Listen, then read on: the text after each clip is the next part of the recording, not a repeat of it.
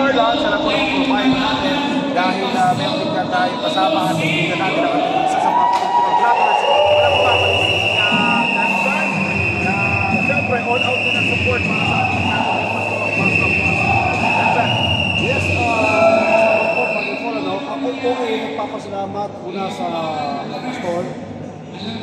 Alam mo Pastor Paul, pagkaman paus na ako sa kakakampanya kay Pastor, napakapalad po ng bansang Pilipinas, napakapalad po ng mga Pilipino. Dahil nagkaroon po tayo ng isang pastor na ipapahiram po sa atin na mayroong isang resibo may nagawa na.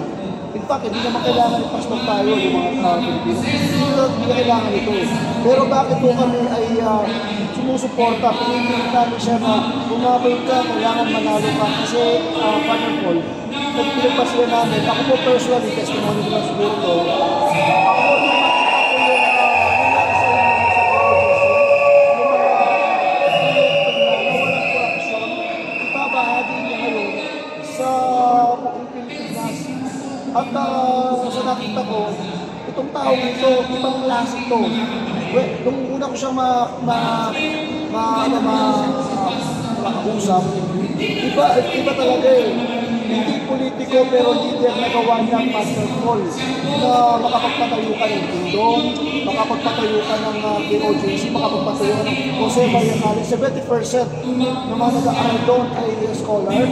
Tapos makakapagtayo ka pa ng kalbo ng dati, yung mga barangay Tamayo, yung Paanong Bundok, yung Very Mountain, na ngayon pag pumunta ka natin, kala mo nasa ibang lugar. Makakapagpatayo ka ng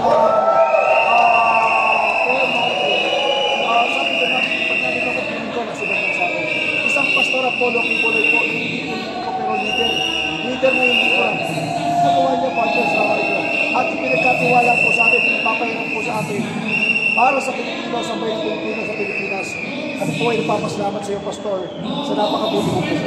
Ayan, all out ang suporta dito sa Baguio City para sa Diyos at sa Pilipinas, nating mahal ang studio, Carla.